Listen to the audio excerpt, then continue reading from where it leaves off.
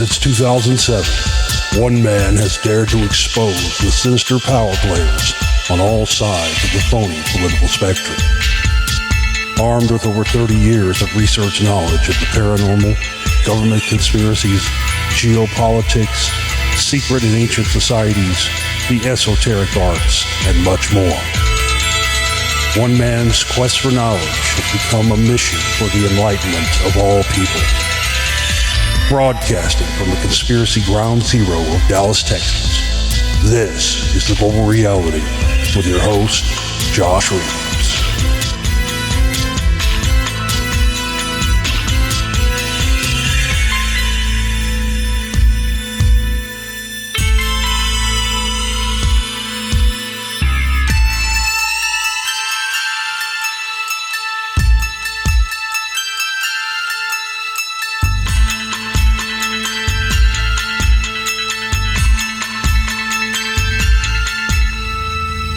Yes, indeed. Back here with you for another edition of the show. My name is Josh Reeves. I'm your host. Thank you so much for being with me here. I'm finally back with you all for another show. You might have noticed the new intro there as well. So, yes, indeed, I am back here. It's good to be back with you. And, yeah, it's been, it's been a crazy, rough ride this month yet again, but I am back here with you folks, so glad to be back with you. Hope you're all well. I don't even know where to start. I got so much to talk about. There was last week was really crazy. We had maybe that's why we had that big ass, we had all those fucking tornadoes last night. I didn't put that together until just now. I guess you guys all heard about that. Yeah, that was fucking wild, too. I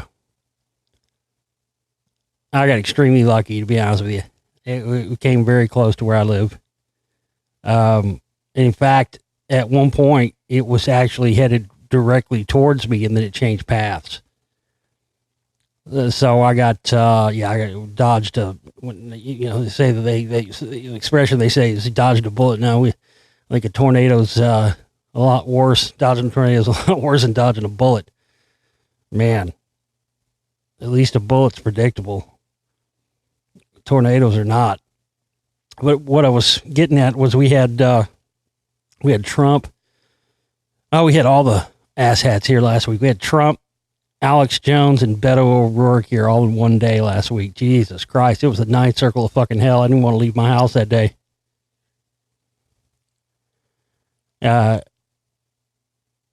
I did get to see, however, I did see Air Force One take off at Love Field.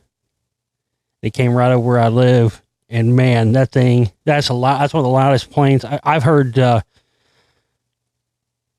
saw I was about, I don't know, how old was I when I saw this? I was about 11.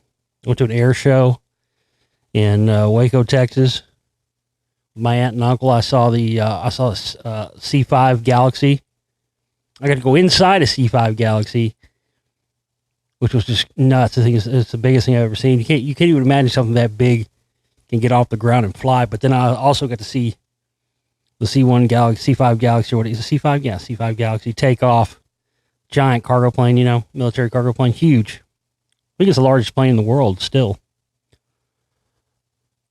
And Air Force One, the sound of that thing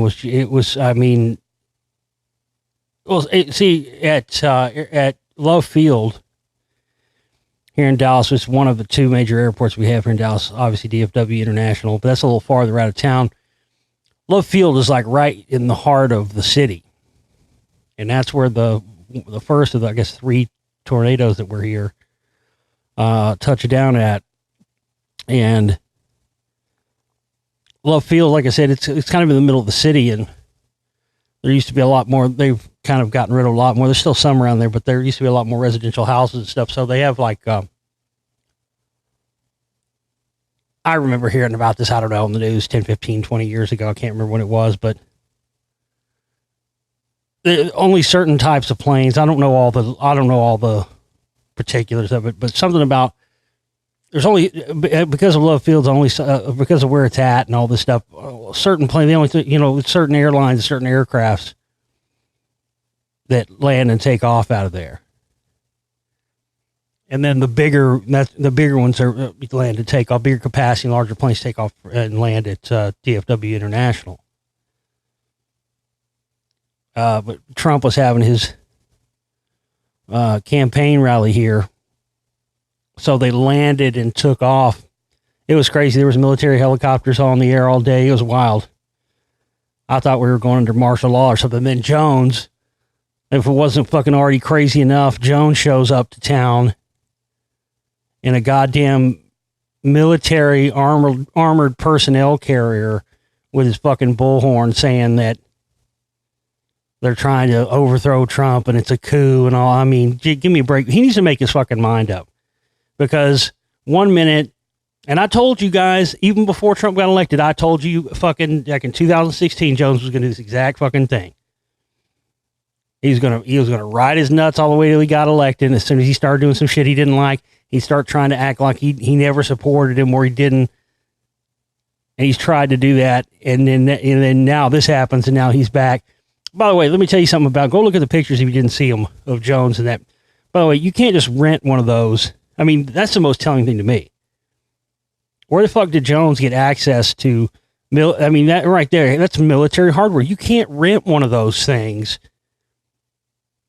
or buy one of those off a lot. That's not some, Fiat Chrysler Jeep or something. This was a fucking armored personnel. This was military. So somebody in the military, I had to guess Z Services, aka Blackwater. That's my money. That's where I'm putting my money on. That's what I think is smart money we put on. I'm sure they probably gave him a fucking loaner. I'm sure that's where that came from. There's no question in my mind. Because you can't just, you know what I'm saying? You can't just go get one of those things. You can't just go rent one of those. Go look at what he was in. It's insane. And then just a few days after that, we have fucking, tornadoes, people, I saw comments of a lot of people saying, oh, people in Dallas all be used to them tornadoes by now. It's Texas, blah, blah, blah. Well, yeah, I guess that's a misconception. Well, you got to understand, we get a lot there are tornadoes. We do, tornadoes are a regular thing every year in Texas. But what's interesting about these particular ones is that very rarely do they ever strike within the heavily densely populated city areas. Most of the time, the tornadoes that we get, there was one in Dallas back in the 50s or 60s. Is a real famous. It was a massive tornado. Did tons of damage, and that was in the 50s or 60s, and people still talk about it. And there really hasn't been very many, if any, big, massive ones. There was one in the late 90s, early 2000s in Fort Worth, but that's, it's 35 miles away. But I remember there's one there, blew out a bunch of windows and stuff down there. Anyway, my point is that most of the time when the tornadoes happen, they usually happen in the kind of out farther away from the downtown area. And more out into the suburb area. And there's lots of reasons for that. There's reasons why tornadoes hit in certain areas and stuff, but these were very interesting. But at one point this thing was heading right towards me. And at the last minute it changed course. This is all this is all interesting because we had fucking Beto O'Rourke, the commie, and fucking Jones and Trump and all that here. Then just a few days later, we get the fucking shitstorm tornadoes. Coincidence? I don't know. But I will say this. That fucking thing was heading right towards where I live. It hit.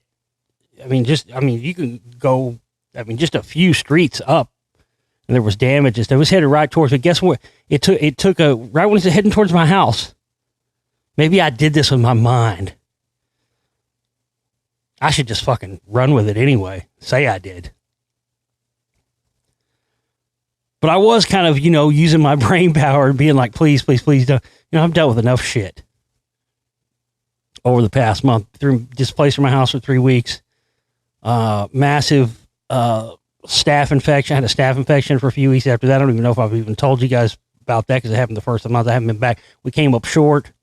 $800 short last month. We barely scraped by again. We've gotten $50 in all month this month. If we don't get everything we need this month, it's done. I can't make it another month without getting support. So I've been dealing with all this shit, and then all of a sudden here comes a fucking tornado heading towards me. I don't know. I don't know if you want to call it willpower or praying or the power of the mind, the power of suggestion, but it was literally within minutes of heading towards, like, right where I live. And at the last minute, it took a turn, and it went up the North Dallas Tollway, and it went to the neighborhood of Preston Hollow, which is like the most affluent, richest area in Dallas. And guess who happens to live in that neighborhood? George and Laura Bush. Now, they didn't, of course, sustain any damage or anything, but I was just sitting, after I heard that, I was going, God damn, did I do that?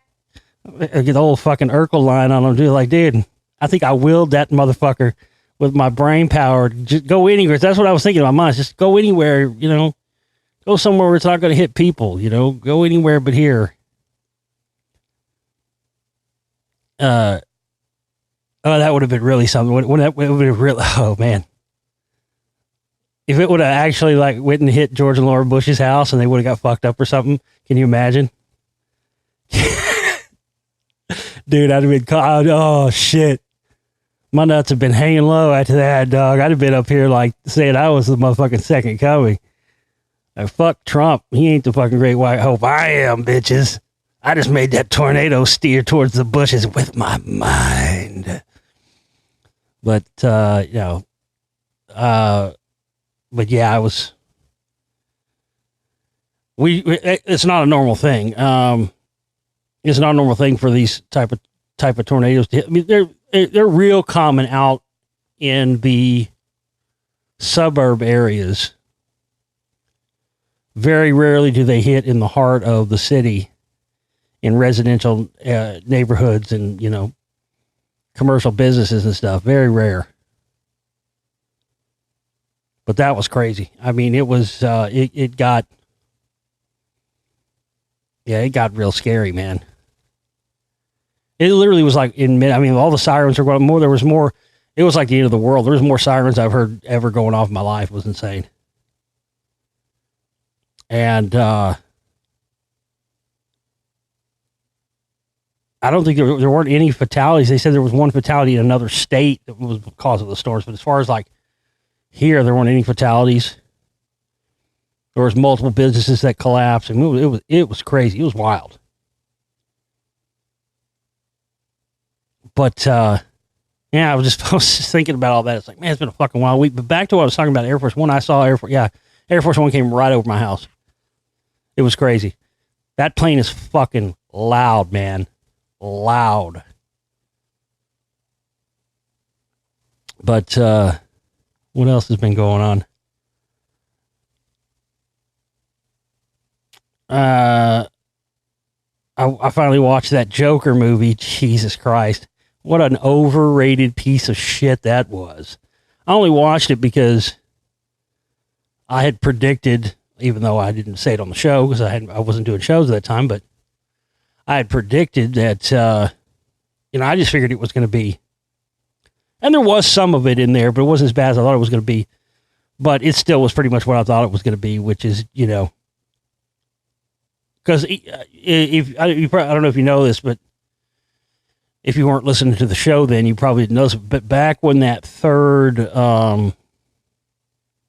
Dark Knight movie came out, some of you may remember this, but if you don't, refresh your memory. I actually predicted before that movie came out, before any of the shootings happened, that with James Holmes and all that, I predicted that something like that was going to happen. Because everything I had heard and read about the movie up to that point, it seemed like, and it absolutely totally turned out to be. I don't know. I was only able to watch that movie once. That movie is so full of MK Ultra triggers. Probably more than any movie that's ever been made. It's just chock full of MK Ultra triggers, and I figured that that's what they were going to do with this Joker movie as well, because there was threats, or they were trying. They had when they were IDing people to go see the movie, which was just weird. They had cops and police and stuff at all the theaters. Just bizarre stuff. But yeah, I mean, there was some stuff in there. That's what they're doing. That's what they did with that last Dark Knight movie. That's what they're doing with a lot of stuff now. And that's what pisses me off about it. You can't. Whenever I see a movie now, and I watch a movie and it has absolutely no agenda to it at all, that's a great movie. Because everything is just chock full of these agendas now, political agendas and stuff, and programming and brainwashing and everything else. It doesn't even make stuff. Sometimes it's not even fun to watch stuff anymore. But I did make an interesting correlation with that film that probably, probably nobody else but me would make, in light of the fact that, this is just my wheelhouse. This is where my brain exists and stays most of the time. But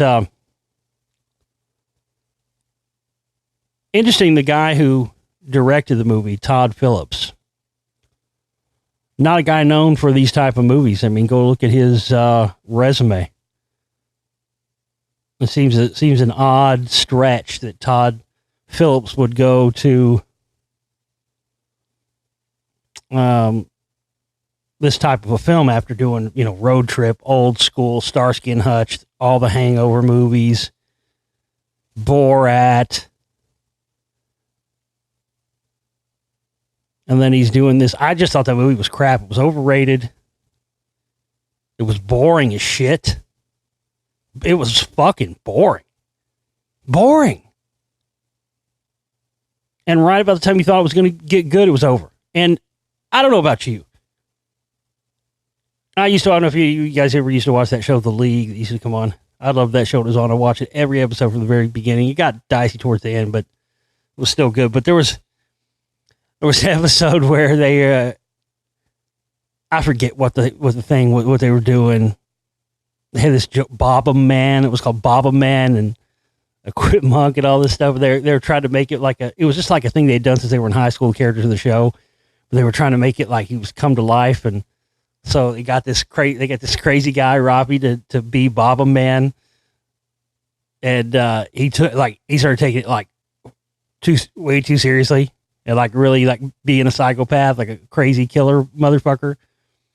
And one of the lines in the show was, when casting a psychopath with a van, you don't go and hire an actual psychopath with a van.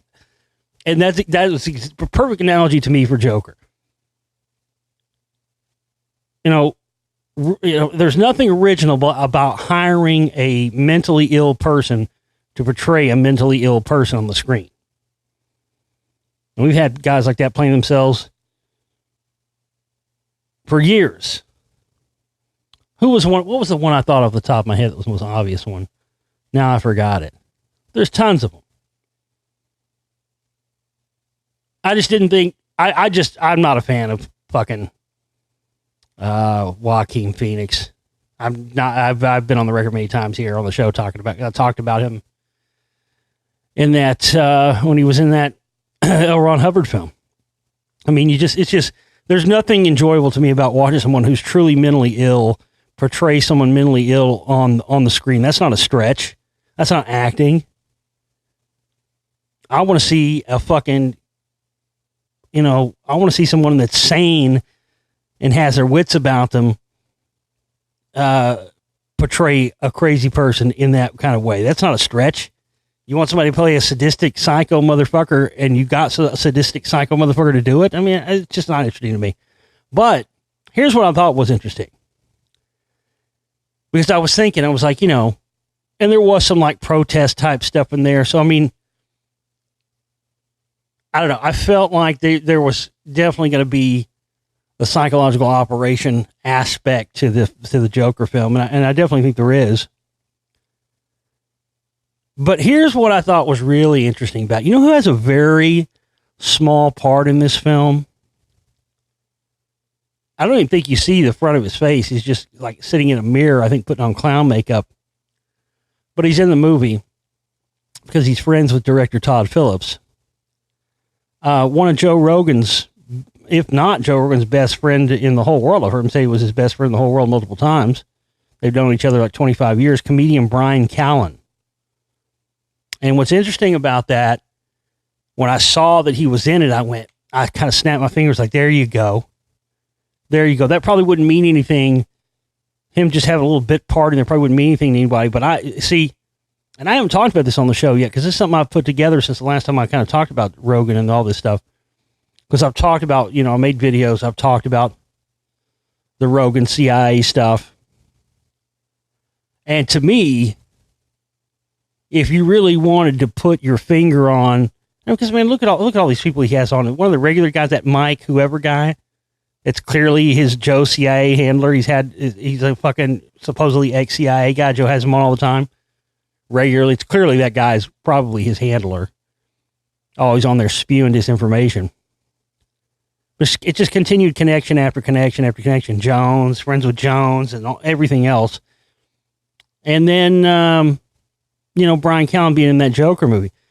This is not a joke. This is not hearsay. This is not theory. This is fact, and you can go look this up and verify this. Brian Callen's father was in the CIA, and he's also a member of the Council on Foreign Relations. He's a member of the CFR. You can go look that up. Type Brian Callen's father. Type Brian Callen's father CFR. Or Brian Callen's father, and you look it up. Look it up. Brian Callen's father, Joe's supposed best friend in the whole world. Father is a lifelong high level. We're not talking about when he's a low level, like high level guy. And he used to tell people he was in banking. And I've heard Brian Callen talk about it before. I kind of thought it was odd that we lived in all these foreign countries my whole life. My dad would always say he was in banking. And then I guess Brian later admitted his dad was in the CIA, but he's also a CFR member as well. So that when I saw that he was in that Joker movie and I started thinking about the stuff with Rogan and all the rest, I was like, okay. There we go. Yeah, that makes total sense. So that was kind of a clue for me as far as, what I'd already thought about that film, the rest of it. But I don't know if you guys saw this a couple of weeks ago. I posted it on Facebook and posted it on YouTube, but the picture, I didn't find that picture. All credit goes to John Brisson for finding that picture and sending that to me. But this picture was just, it really was just the icing on the cake for all the research and stuff I've done and the stuff I've talked about with Naomi Campbell and all that and the Russian connection. But the picture with, I subsequently found a much higher quality version than the one he originally sent me, but you've got Ghislaine Maxwell on the left next to her, Naomi Campbell next to her, Donald Trump next to her, fucking what's her tits, Melania. And that just, that to me was just a huge, like, boom, there it is. And then, of course, I'd been talking about the money laundering stuff with Epstein. And, of course, Naomi being on the manifest for the Lolita Express aircraft rides and all that stuff. But one of the things I'd been on with all this stuff, even with Vladislav Doronin on both sides of the left and right Russian mafia that are vying for power and control. One of the things that I had found was that one of the big things of all this, with Epstein and the rest of it too, was money laundering. And how are they, all these vast sums of money from the sex trafficking and all this stuff. And that's what, because I, kept putting together this stuff with Naomi, Ghislaine Maxwell, all that, and trying to figure out, how they were funneling the money. And then, of course, I found it. There's an article. I'll have to find it again because I don't have it up here. Give me a second.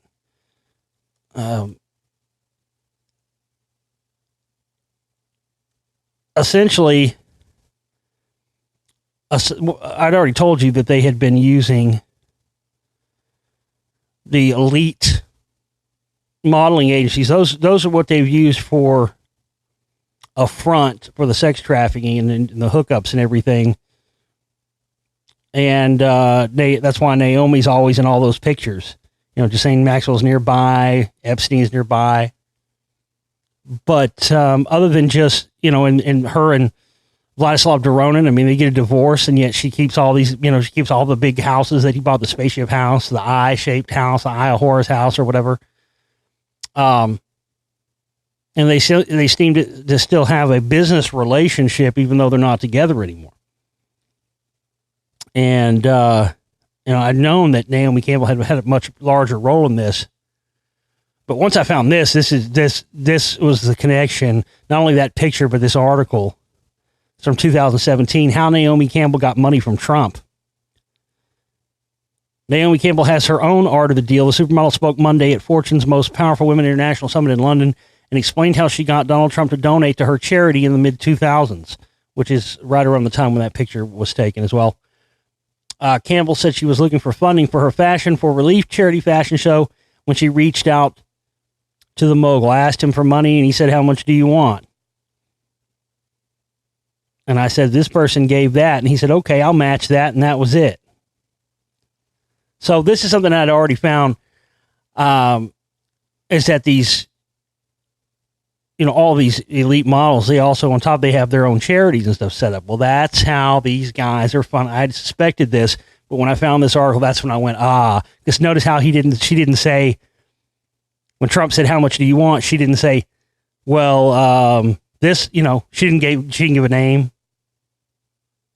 Because if she had said the person's name that that she used for an example to Trump for an amount that person gave, that would have given too much away, you see. So that's why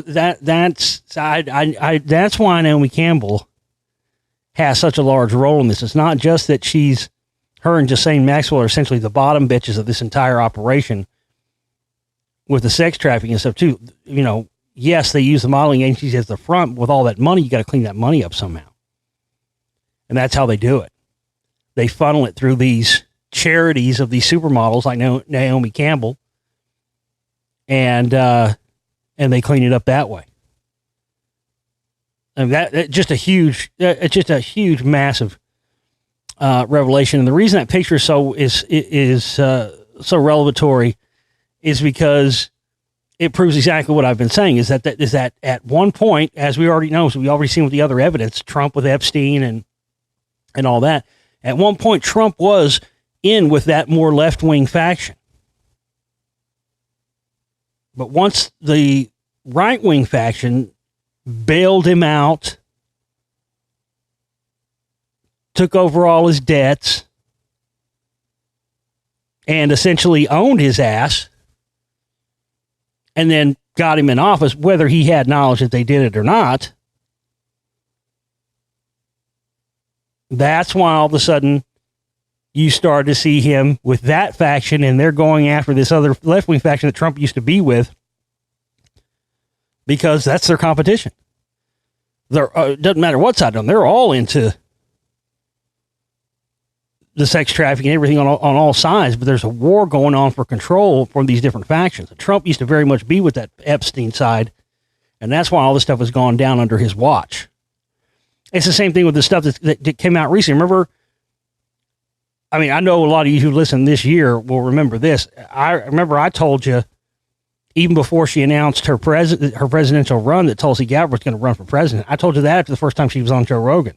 And the next time she came back on Joe Rogan is when she announced that she was going to run for president. And remember, I told you guys, I said, you all got to watch out for her. And remember, I even said then that I suspected that the Russians were backing her as well, but just the other faction. And what came out last week? Who all of a sudden came out last week? Hillary. All of a sudden, Hillary's coming out and saying Tulsi Gabbard is backed by Russians. Now, I'm no fan of Hillary either. I hate that cunt as much as anybody. But just because she is who she is doesn't mean that she's wrong. Everything that comes out of her mouth is wrong. But it takes one to know one, doesn't it? The only real reason fucking Hillary knows that's because she's in bed with the fucking Russians too. That's the only reason she has that information. But no one wants to ask that question or address that. Same as nobody wants to address the picture of Trump with, you'll say, Maxwell and fucking Naomi Campbell in it. Just because all this shit just blows apart their phony narratives they're trying to sell you on both sides of the phony political spectrum, left or right.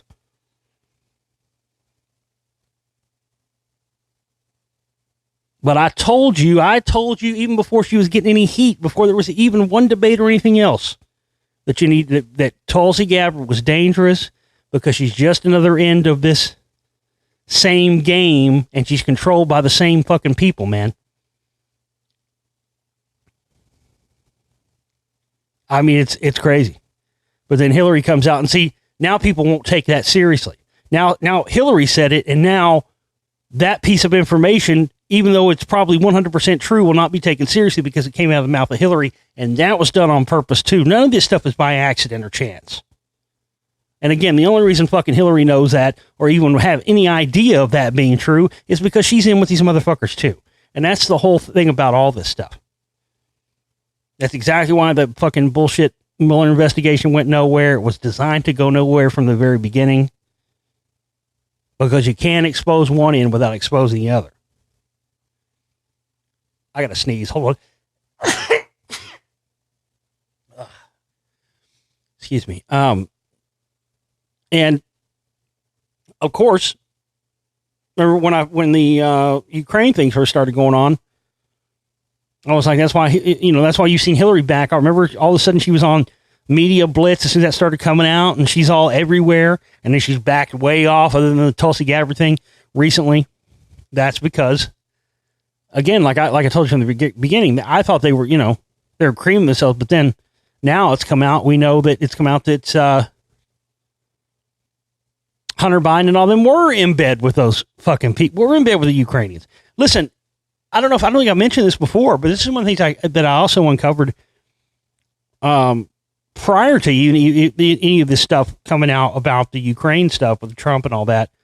But back when, remember, back a couple of months ago, when I told you about, when I first started uncovering the stuff with Naomi and Vladislav Doronin and all that, and I told you about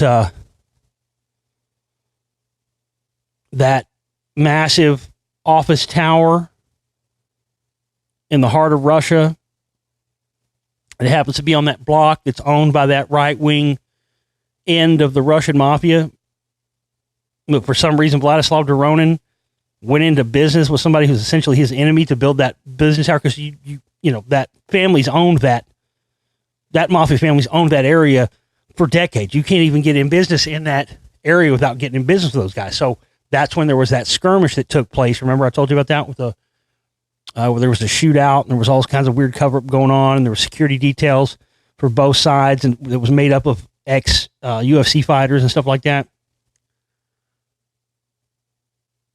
The head of the biggest Ukrainian oil and gas company, who I believe were some of the people that were that the Bidens were doing business with. Guess where that Ukrainian oil and gas company's headquarters is? It's in that building in Russia. And see, that didn't mean anything really to me when I first found it. It was just another tidbit of information. Now, subsequently, since all of this stuff has come out with Hunter Biden and the Ukrainians and all this stuff, now, see? You see what I'm saying? It's even bigger than what the media is even telling us about this stuff, because I had already uncovered all this stuff with these two different factions vying for control, the left side and the right side within the Russian mafia, and this thing had happened to this building. But it's crazy now. Hunter Biden and Joe Biden, that were doing business with these guys, more than likely, they've been to that exact building in question, because that's where the largest Ukrainian oil and gas company, that's where their offices, that's where they're located, in that exact building.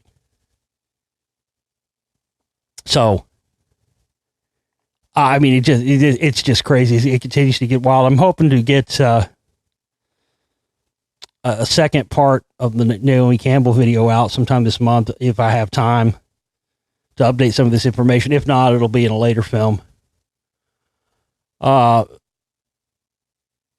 main thing right now that I'm trying to do is to get some capital to operate. I mean, we came up $800 short last month, and I've been trying to recover all month. I had the staph infection thing on my leg I was dealing with at the first of the month, and it almost fucking, that could have killed me.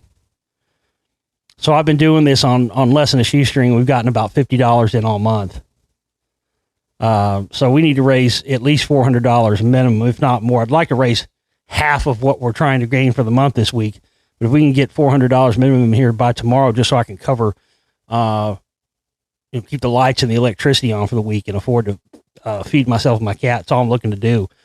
So I can continue to work on getting the Spellcasters 2 out, which I'm on track to be finished and have out by the end of the month, first of next month. Sometime, let's see, 2nd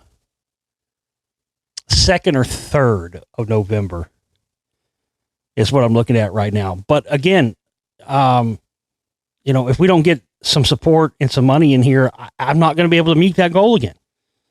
Because I've just been trying to survive over the past month. It's set me back and caused me to have setbacks yet again. So I'm trying to get out. I'll try to get the second part of that Naomi Campbell film done.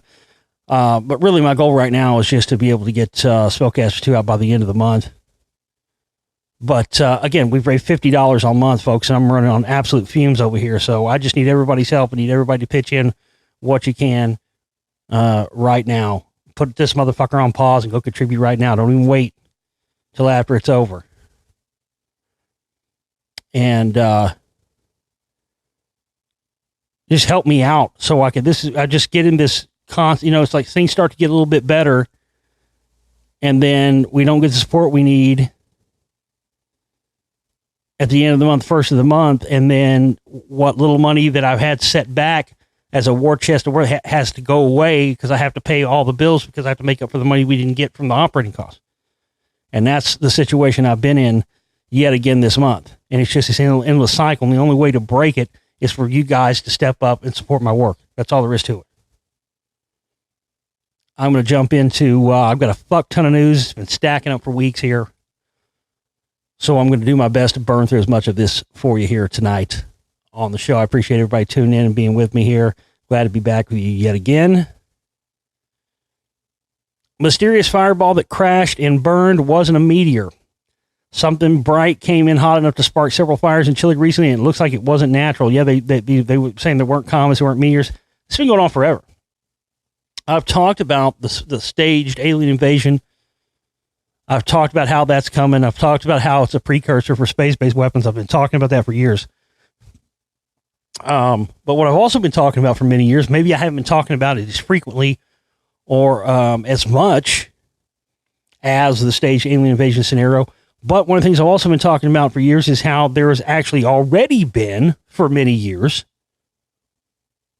hunter-killer satellites in orbit around the planet that have been shooting down UFOs apparently since the late 1960s. And basically it's just been the attitude of, yeah, we know there's extraterrestrials. Yeah, we know they're trying to come here. But unlike the narrative that the general public thinks, we're not even giving these motherfuckers the chance to come down and land and say, take me to your leader. No, we're preemptively just wiping them out when they try to. This has been going on for decades. There's tons of footage of this. This is not, theory or conjecture. There are tons. This has been caught on video since the 80s. There is footage of it. You can see it. There's stuff flying in the atmosphere, and all of a sudden you see the whole sky light up and flash, and there's a projectile that comes out of the fucking off the ground and up into space, and then you see this UFO fly off. We've been shooting down UFOs for decades, folks. There's been a space war already going on up there that's been going on in secret for decades. And that's part of the phases of the staged alien invasion scenario. They're not going to tell you that we've known for decades these things exist, and we've been, in fact, using offensive weapons, both ground-based and space-based, for decades to shoot down whatever these things are, because some of them don't even appear to be things carrying people or creatures, carrying like beings in them. There's been all kinds of crazy reports of different stuff they found that's been downed. Stuff that I've read through the years. I read this one time about some downed UFO they found or shot down or something, and when they opened it up, there was just gelatinous goo inside. There wasn't any and that's what I'm saying. What we think is sentient, I think it takes on many forms, but also I think that many of these things are unmanned, and they're drones, and just like we send probes and stuff out into the universe. That's not a new idea. People have been saying that idea for years. But clearly, I've seen stuff before falling out of the sky, streaking through the sky, that I for sure know was something being shot down. If you've seen enough meteors and shooting stars and all that stuff, space rocks coming into the atmosphere, you know that if they produce a certain color, green or whatever, that's indicative of whatever, if it's an iron meteorite, it's going to produce a certain color when it burns up, this, that, and the other. And then you see these things coming into the atmosphere that don't fit the description of any of those things. And this is not the first case. I've seen tons of these cases. But they're definitely, it's a combined thing where there's been a secret space war going on, unbeknownst to the general public, for decades. We have been shooting down extraterrestrial craft and stuff trying to enter our atmosphere and enter Earth for many years.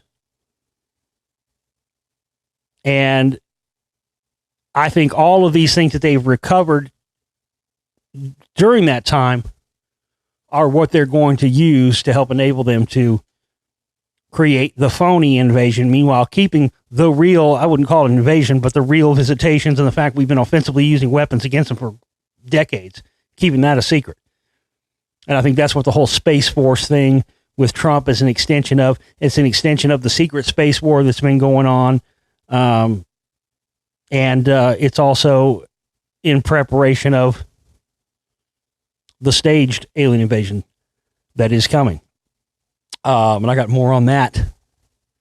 I don't know if we'll get to it tonight, but I got more on that coming. More stories that I've found. Last week, bright flaming objects were spotted in the sky over the island of Chiloe in southern Chile before reportedly crashing to the ground and starting a series of small fires. Resident Bernadita Ojeda showed local Channel 2 News where something fell from the sky and burned some bushes on her property. Now, after a preliminary investigation, officials from Chile's National Service of Geology and Mining say they've ruled out a disintegrating meteorite as the cause after failing to find any evidence of space rock at 7 points where the fires were started. So what are we dealing with here? Just some superheated space junk re-entering the atmosphere? Or is someone testing their space lasers on Chilean scrub? Technically, we're talking about unidentified flying objects. So yes, UFOs, although nothing big or well piloted enough to reopen the X-Files, it seems. See what they're doing there? See what they're doing there? Making references to little green men and the X-Files. See how they're taking the piss? See, that's how you know that's what this is. Because they're making little jokes about E.T. and the X-Files and shit in there. God damn, these motherfuckers never change. They never fucking change. And if you know what to look for, ladies, this is what I've been trying to teach you for years here. If you know what to look for, you can always tell. If you think you're thinking something about, they're not telling you the truth about something, and you have an idea what the truth might actually be, when you see little shit like that where they're taking the piss, that's when you know. You motherfuckers ain't fooling nobody. Well, I'll take that back. You're fooling a lot of people. You ain't fooling me, though. You ain't fooling us. After the story spread through social media last week, leading Chilean astronomer and astrophysicist Jose Maza told national broadcaster TVM the object was likely either a meteorite or space debris, even though professionals already ruled that out. Notice how they do that? With meteorites ruled out, that would seem to indicate it was pieces of an old satellite or maybe a rocket booster that roasted bits of Chile. The geologists who investigated the scenes told TVN that they're performing a more detailed analysis of soil samples and will release their conclusions later this month. This could mean geologists found bits of metal that might indicate human-made space junk started the fire, but they're double-checking what type of material they found. See, exactly. It makes sense to ensure they haven't collected some sort of other metal or perhaps even a new element created by far-off alien civilization that likes to announce itself by torching bushes. See what I'm saying? There they go again. There they go. See that? Taking the piss yet again. They act like they're going to get, like they're giving you some little what-if facts. And they say, oh, maybe it's created by a far-off alien civilization that likes to announce itself by torching bushes.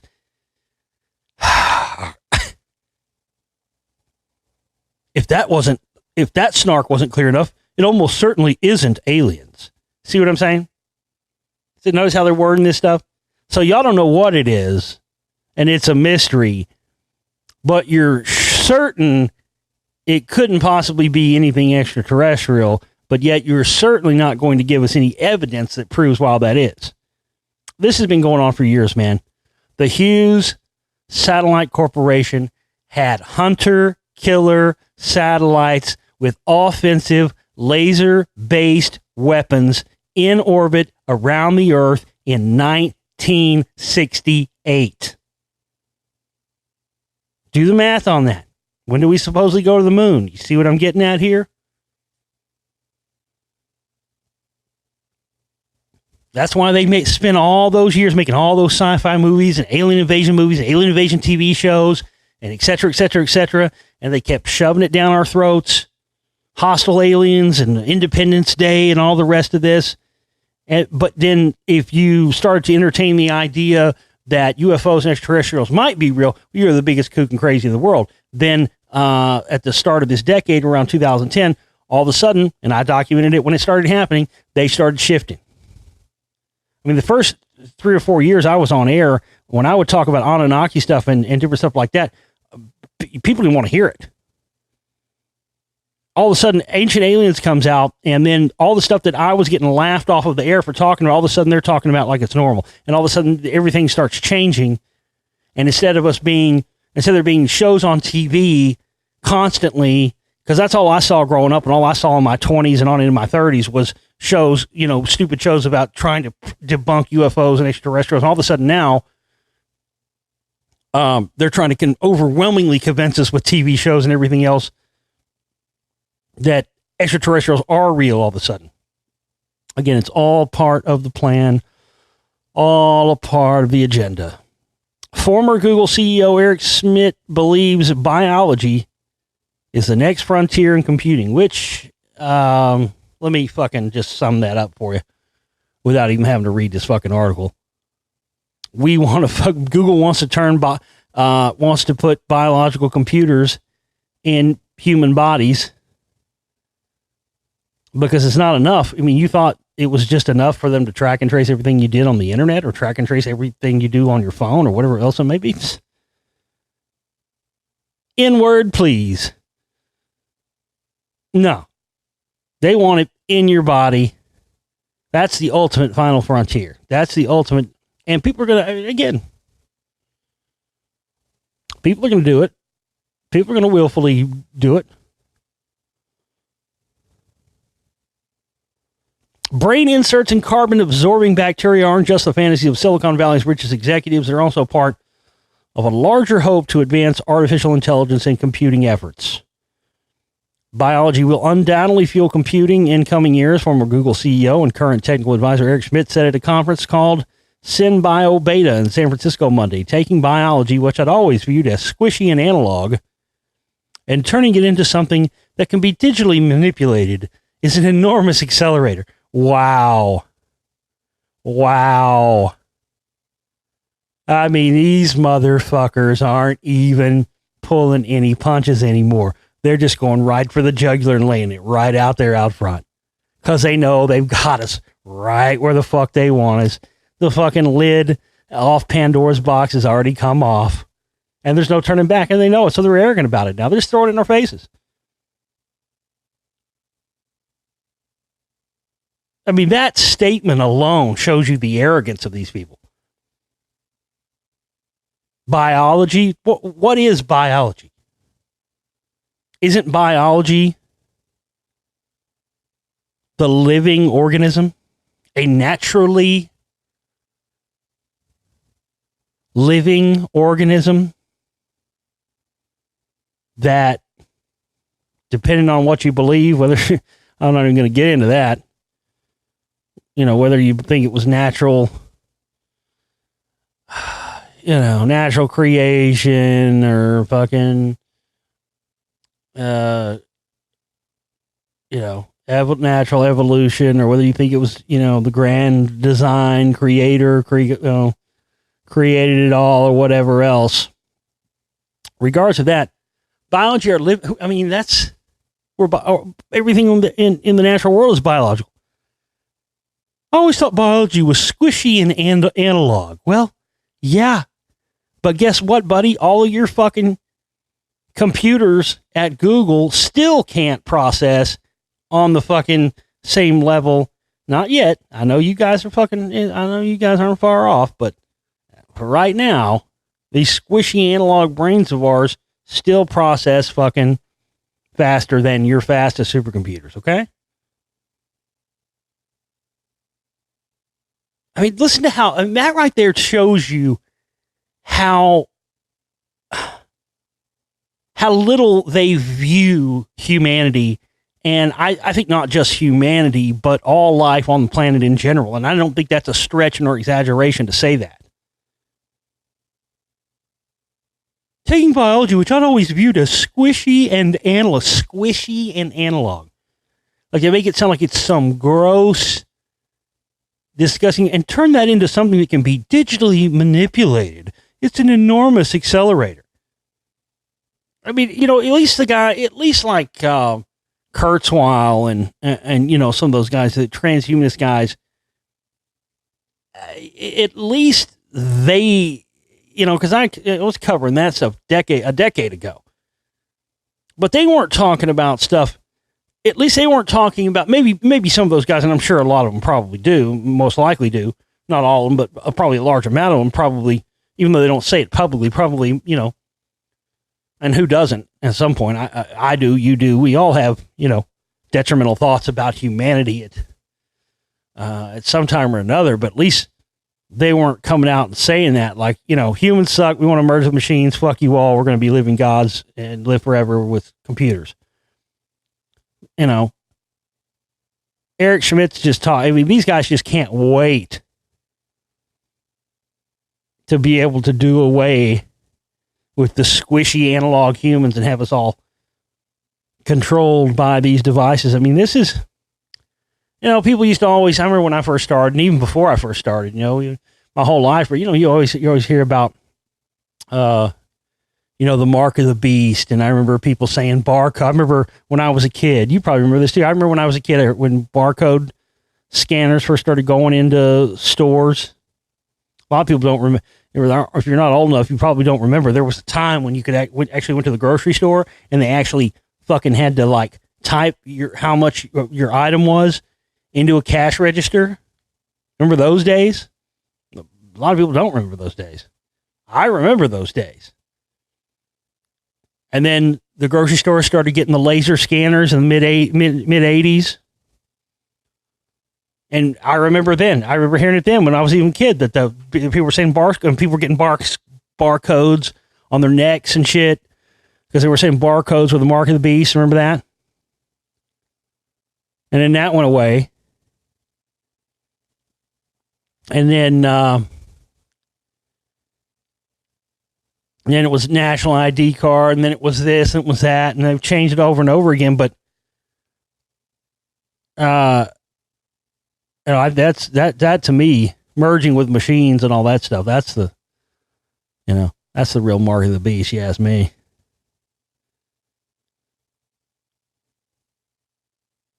What else? I got so much here. I got stuff that's going back to the. Did you guys hear about this? Apparently, the U.S. Navy Senior Chief of Operations, who specializes in radar systems, he says that he thinks that those UFOs, like the Tic Tac UFO, have always been present, but have only become visible recently because of a top secret upgrade on spyware. Now, isn't that interesting? On several occasions over a 6-day period, military pilots reported seeing the Tic Tac-shaped UFO objects that perform remarkable maneuvers beyond the capability of the U.S. Navy aircraft. But in a recent interview, Kevin claimed UFOs may have long been there, only becoming visible during a recent radar upgrade. Again, all that's, don't get distracted by all that Tic Tac UFO shit. That's all a part of this fucking phony stage, the phony disclosure, and the stage alien invasion is all part of that. This is interesting.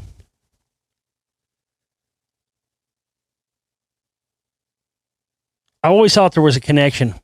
I think I was in a mushroom trip or an acid trip or something one time. And I had this, I don't know what you call it, not necessarily a vision, but just like maybe like a download of information. I remember I was looking at this little Buddha statue, and there was something in my mind telling me that like the depictions we see of like Buddhas and Buddha statues and all, there's not just one Buddha. And by the way, that fat guy, that ain't necessarily Buddha. The fat guy at the Chinese restaurant. I'm talking about like the Siddharthas and the you have like the Hindu multi-limb ones as well. And I remember something telling me that those were like actually interdimensional extraterrestrials. That's what these Buddhas and whatnot that came to Earth many years ago to try and teach humanity. And now this is interesting. As soon as I saw this, I went, wow, I think there was something to whatever was coming to me those many, many years ago in that psychedelic haze. UFO seekers are flocking to a huge Buddha statue in Thailand, saying it's home to a wormhole that aliens use to travel to different dimensions. Alien tourism appears to be gaining popularity around the world, and some offbeat travelers believe that a remote hilltop in Thailand holds the key to connecting with the extraterrestrial world. Keokala in Nakhon Sawan, which translates to the City of Heaven, is located just 3 hours north of the Thai capital of Bangkok and has become a hotspot for tourists looking to experience the supernatural. Several news outlets, including CNN and Vice, have recently traveled to the area where some people believe humans can telepathically communicate with aliens. Boom. That's whatever was coming. That's the way to put it. Whatever was coming through me during that trip, when I was looking at this little Buddha statue and I was getting these downloads, that's what it was like. It was like telepathic communication. It was like it was telling me that these statues were interdimensional portals, and that what I was holding in my hand, this little statue, is actually just a little small representation of something that's in the large scale, and that's where these, they're portals that these deities it came through and stuff. I never really thought much of it. I just thought it was, one of those things that happens when you're tripping balls, But when I saw this, it made me go, wow. I don't believe in coincidences anymore. Interesting stuff. The hill is located amongst a sugarcane plantation, and according to the Bangkok Post, believers in the supernatural site say it hides a secret wormhole that allows aliens to travel between different dimensions. You can't tell me that's a coincidence, dude. That's almost exactly what the fuck I was told in this trip that I was having many years ago. Wow. Believers practice meditation at Hill 145. You ever notice the eyes on these Buddhas look remarkably similar to like what people have described the eyes of the Greys look like? That's interesting. Believers practice meditation at Hill 145, where a giant Buddha statue sits below a statue of a seven-headed snake. Yeah. Oh, almost choked to death. Jesus Christ. Yeah. No, I'm sure it doesn't have anything. I'm sure the Nagas and all the servant people and all the stuff in, in Cambodia, Angkor Wat. I'm sure there's no connection to any of that either. Even though, those people actually believe their ancestors were like reptilian aliens. I mean, it's not a fucking joke. And then you go look at stuff like Angkor Wat and look at stuff, how old that stuff is and how it was built and the architecture in it. And it's hard to disagree.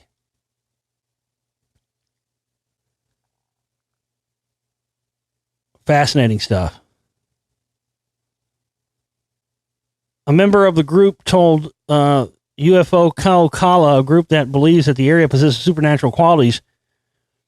They told the Post in 2015 that members practiced strict Buddhist principles and were able to contact aliens from Pluto and another planet called Logu Kata Paga Tingong, located somewhere in the Milky Way. They have high virtues and morals.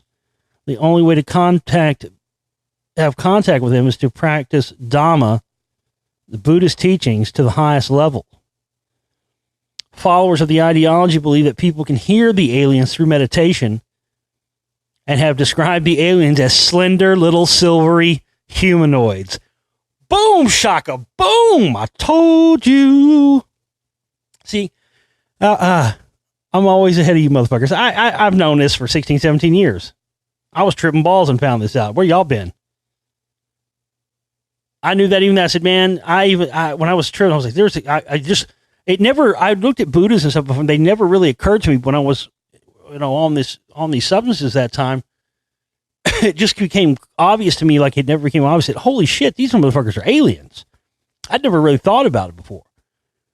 I just thought it was like hippy dippy stuff and, meditation I knew was real and it worked and stuff like that. But, then when you start finding out stuff like, the fact that they hooked Buddhist monks up to EEG, electroencephalograph machines, and, when they get into the full throes of meditation, they found that their brainwave frequencies resonate at the same exact frequency as the ionosphere. And if you know what the ionosphere is, and the ionosphere just happens to be the part of the atmosphere that we bounce radio and television signals off of. And that's when I had an aha moment, like, oh. So we could actually be also receiving information and knowledge when we're in meditation from some other unknown source coming back down into our heads. Fascinating stuff. But that right there was the deal sealer, because I had already come to the conclusion that I thought, just by looking at the eyes, that the Buddha's eyes seemed very similar to the type of eyes, and they seemed just like, I don't know, I think there's a correlation. I always thought that for a long time there was a correlation between what people have described as the Greys and the gray aliens and these interdimensional. I always have thought for many years since that thing happened with me when I had that trip. I came out of that trip 100% going, feeling like I had, learned something. And if you don't learn something or feel like you come away, that's why I quit doing that stuff many, many years ago, because after a while, you just get to the point where it's not doing it. You've learned everything you're going to learn from it. That's why I've never done ayahuasca or any of that horse shit. Man, I don't need it. I don't need it. If I ever feel like I was in a point in my life and it would do me good, yeah, I would probably do it. But I don't need it. I learned everything I needed to learn on all the hallucinogens I did many years ago. And after a while, they stopped working on me. And I tried doing them and they just wouldn't work anymore. Or I would just go into, a negative place. And so after 5 or 6 times of doing that, I was like, okay, I finally figured it out. I don't need these anymore. I've learned everything I needed to learn. But I remember that moment when I realized, okay, these Buddhas and these, Hindu deities and stuff, these are interdimensional beings. And when they attempted to communicate with humans and give humans teachings, of course, to a lower evolved species who hasn't reached, the apex of civilization yet, certainly not what we've experienced over the past 100 years, 200 years, when you look at how old Buddhism and all that stuff is. And then you read, you read the Bhagavad Gita and you read, which I've read all these ancient texts, and, they're describing space wars and people flying in crafts and vimanas and all this stuff. And, that's when I realized, man, these are interdimensional beings that probably, didn't come on ships. They came through dimensional portals, stuff like that. Yeah, I think I most definitely think that's a lot more likely than ships visiting and craft and all this stuff. It's just so much, though, pointing in the direction of the staged alien invasion being imminent, I think. I mean, here's another one. A winner of this year's Nobel Prize in Physics is convinced we'll detect alien life in 100 years. And here are 13 reasons why we haven't made contact yet. So just again and again, people are dropping little things and saying, it's not if, but when. You better be ready for this. All right, folks, I'm going to leave it there. I got a ton more news. I will be back with you here tomorrow. So I've got plenty more to talk about, plenty more to get into with you tomorrow on the show. Great to be back with you again, folks. We need all of your help. We've gotten in jack shit this month, and I've got to have at least some funding in here to be able to keep the lights and the electricity on this week, and just to be able to survive while I'm working on the film and stuff. I appreciate everybody out there. I love each and every one of you, and we stay tuned. We'll have got the new commercial for FixYourGut.com coming up next. We'll see you tomorrow, guys. Take care. Folks, this is Josh Reeves, and I'm here to tell you about a fantastic website, FixYourGut.com. FixYourGut.com can help you take control of your overall health. Are you sick and tired of suffering from indigestion, acid reflux, bloating, or abdominal pain? Do you run to the bathroom either all the time or hardly ever at all? Do you forget things often or have trouble concentrating? Are you depressed or anxious? Do you have IBD or SIBO? Digestive disorders are increasing in frequency because of our toxic-laden, fast-paced world. There are billions of microorganisms that live in your intestinal tract that have more to say about your health than almost anything else. Learn how to make sure your gut has more of the right organisms to improve your health and enhance your life. FixYourGut.com has over 200 free blog articles, and it's one of the most valuable resources on the planet to improve your overall health and well-being. Search either Fix Your Gut or We've Read the Documents on YouTube for the latest health and conspiracy information as well. You can also purchase John Brisson's book, Fix Your Gut, or get personal one-on-one health coaching to help get you back to living your life happy and healthy. Visit FixYourGut.com, the ultimate source for all things digestive health.